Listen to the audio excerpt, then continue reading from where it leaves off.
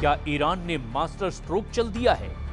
क्या ईरान ने इजराइल को बड़े युद्ध में फंसा दिया है? क्या ईरान ने चीन के साथ सबसे बड़े युद्ध की डील कर ली है? पश्चिम एशिया की जंग में क्या जिनपिंग की एंट्री हो चुकी है? क्योंकि ईरान की तरफ से ऐसा इशारा किया जा रहा है। ईरान जानता है कि नेतन्याहू की असली ताकत अमेरिका है और जब तक अमेरिका के मुकाबले में बड़ी ताकत को नहीं लाया जाएगा तब तक इजराइल को हराना आसान नहीं। वहीं इसमें भी कोई शक नहीं कि ट्रंप की व्हाइट हाउस में वापसी से इजराइल और मजबूत होगा, इसकी पूरी गारंटी है।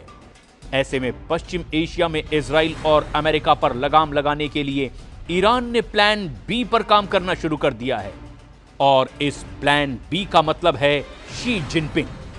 ईरान ने कहा है कि चीन के पूरे पश्चिम एशिया में सबसे बेहतर रिश्ते हैं और चीन का दखल दुनिया के कई इलाकों में शांति ला सकता है। अब्बास अराक्ची ने कहा कि चीन को इजराइल के युद्ध का इलाज करना चाहिए, तभी इलाके में शांति लौटेगी। चीन میتونه قدرت ایفای نقش سیاسی در منطقه برای حل و فصل اختلافات، برای کمک به کشورهای منطقه در جهت رسیدن به راه حل‌های مسالمت آمیز برای اختلافات خودشون کمک بکنه چین و جمهوری اسلامی ایران به سهم خودش از این حرکت استقبال میکنه و آمادگی همکاری رو داره. चीन की एंट्री कराना इजराइल के खिलाफ ईरान का बहुत ही खतरनाक प्लान माना जा रहा है। सीरिया का भी इलाज ईरान ने ढूंढ निकाला है।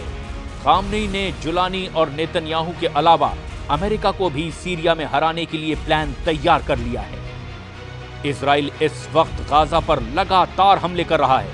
दक्षिण लेबनान में अब भी इजराइल की फोर्स एक्टिव है और इसे लेकर हिजबुल्लाह ने फिर से युद्ध शुरू करने के सिग्नल देने चालू कर दिए हैं।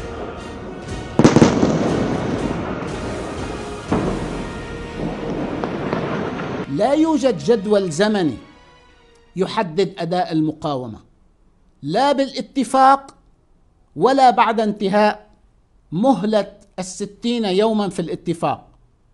لقد قلنا بأننا نعطي فرصة لمنع الخروقات الإسرائيلية وتطبيق الاتفاق وأننا سنصبر. لا يعني هذا أننا سنصبر لمدة 60 يوما. 27 नवंबर को हिजबुल्लाह और इजराइल के बीच सीज फायर हुआ था। तब 60 दिन के अंदर इजराइल की फोर्स को दक्षिण लेबनान से हटाने की बात तय हुई थी। लेकिन अब हिजबुल्लाह को लग रहा है कि जिस तरह नेतन्याहू ने सीरिया में फौज की घुसपैठ करके कब्जा करना शुरू किया है, यही हाल दक्षिण लेबनान का होगा, क्योंकि नेतन्याहू ने सीरिया में जबल अल शेख रेंज पर अपना हेलीकॉप्टर उतारकर यह मैसेज पहले ही दे दिया कि सीरिया में इजराइल की फौज अब लंबे वक्त तक रहेगी, या यूं कहें कि सीरिया के बड़े इलाके पर इजराइल की फौज अपना कब्जा बरकरार रखेगी। यही वजह है कि खामनेई ने भी ये कह दिया कि चाहे गाजा हो या लेबनान हो, सीरिया हो या फिर यमन, इजराइल के खिलाफ मरते दम तक युद्ध लड़ा जाएगा।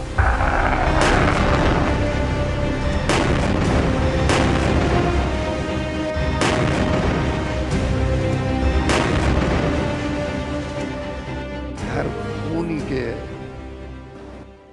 लबनान नماد مقاومت و پیروز خواهد شد.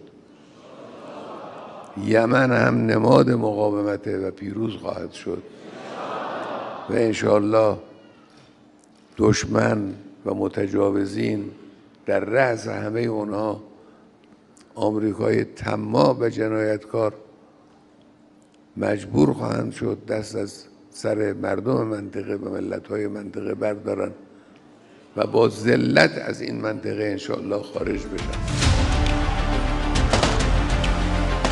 इसमें कोई शक नहीं कि ईरान एक तरह से सीरिया में हारा है।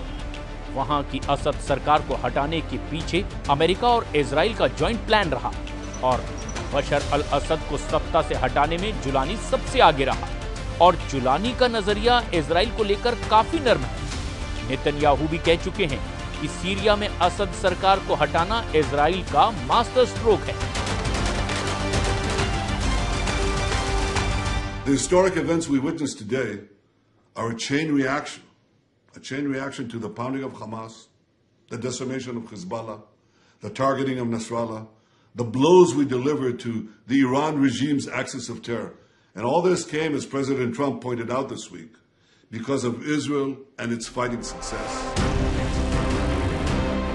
ईरान जानता है कि नेतन्याहू ने ईरान के साथ नया माइंड गेम खेलना शुरू कर दिया है। ईरान की अपनी रणनीति है और इसकी वजह बड़ी मजबूरी भी है। सीरिया इस बात का सबूत है कि ईरान का रुख इजराइल को लेकर और सख्त होता जा रहा है। ईरान के विदेश मंत्री अब्बास अराक्ची ने इजराइल को चेतावनी दी कि अगर उस पर हमला करने की कोशिश हुई तो पूरा पश्चिम एशिया युद्ध में जलेगा। यही वजह है कि अब्बास अराक्ची ने चीन को युद्ध का इनविटेशन दे दिया है।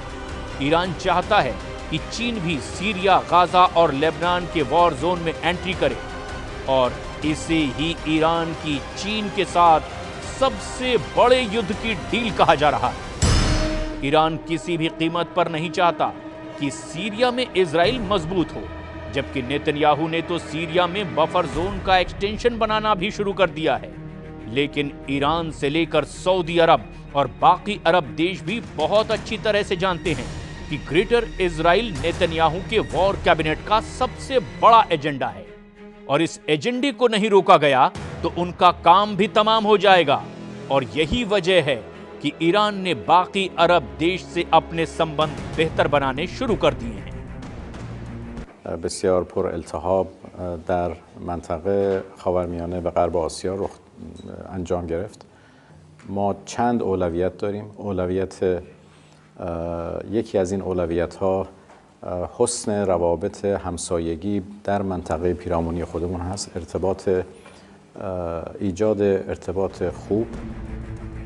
इसमें कोई शक नहीं कि पश्चिम एशिया में युद्ध खत्म होने का नाम नहीं ले रहा और इस युद्ध में सबसे ज्यादा धमाका इजराइल ही कर रहा है, चाहे गाजा हो या फिर सीरिया या फिर दक्षिण लेबनान।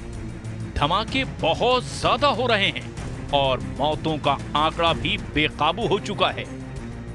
इस वक्त गाजा, लेबनान और सीरिया के आसमान में इजराइल की एयरफोर्स बहुत एक्टिव है। इजराइल के F-15 फाइटर जेट लगातार उड़ान भर रहे हैं और इनको ऐसे ऐसे बमों से लैस किया गया है जिससे ऐसे धमाके हो रहे हैं जिसकी गूंज तेहरान तक पहुंच रही है।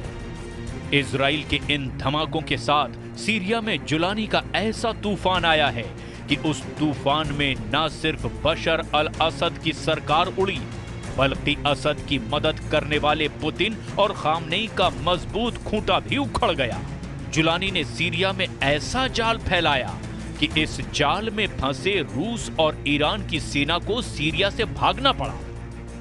जुलानी का जाल बुनने वाले तुर्की और इजराइल इस वक्त बहुत खुश हैं। जुलानी का जाल इतना मजबूत बताया जा रहा है जिसकी जद में अब कई और अरब देश भी आ सकते हैं। डर है कि इसमें जॉर्डन के राजा किंग अब्दुल्ला भी फंस न जाएं और जुलानी का अगला टारगेट जॉर्डन बन सकता है। खौफ सऊदी अरब में भी बढ़ चुका है। यही वजह है कि सीरिया में तख्ता पलट से पहले सऊदी अरब के क्राउन प्रिंस ने बशर अल असद की तरफदारी में कई बातें भी कही थी। इजराइल के धमाकों को लेकर ईरान में खौफ सबसे ज्यादा है। इजराइल सीरिया के सभी मिलिट्री अड्डे तबाह कर चुका है। जुलानी के कब्जे के बाद तो लेबनान और ईरान के बीच वाली ईरान की सप्लाई लाइन भी अब खत्म हो चुकी है और यही वजह है कि ईरान बहुत ज्यादा बेचैन है।